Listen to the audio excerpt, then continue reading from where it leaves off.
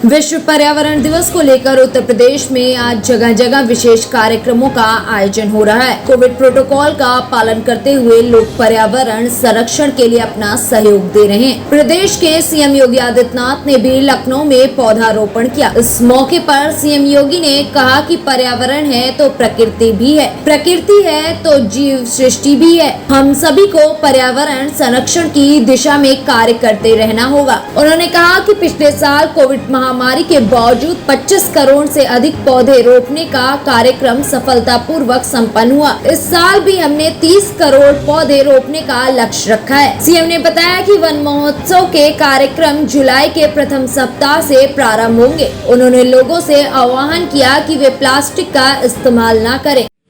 आज विश्व पर्यावरण दिवस है।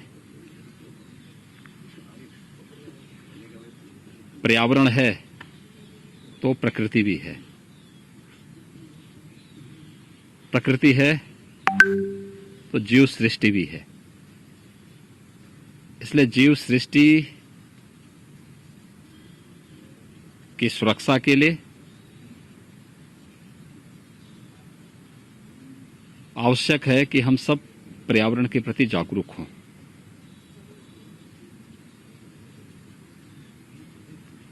पूरे देश के अंदर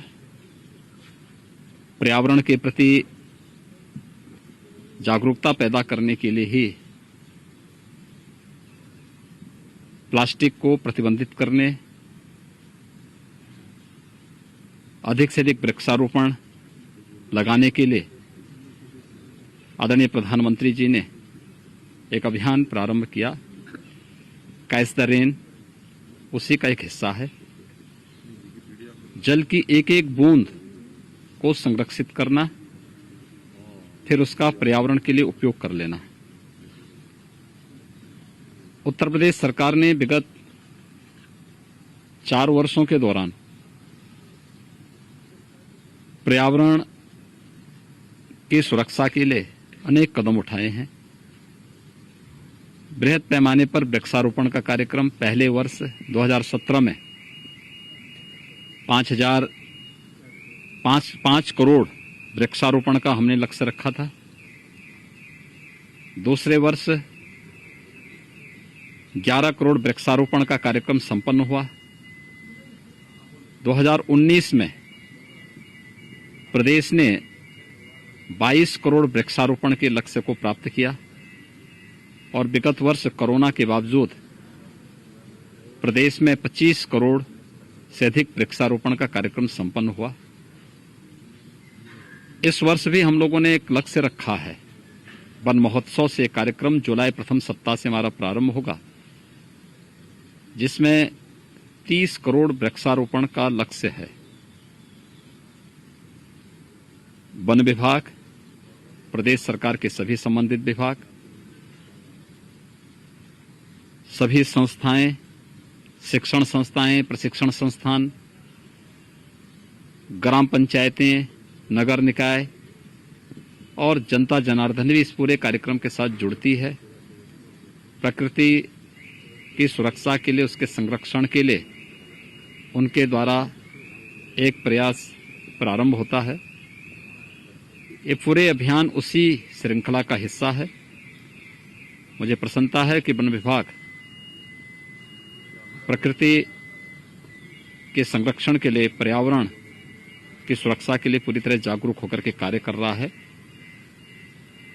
हम सब तभी तक सुरक्षित हैं जब तक हमारा पर्यावरण सुरक्षित है।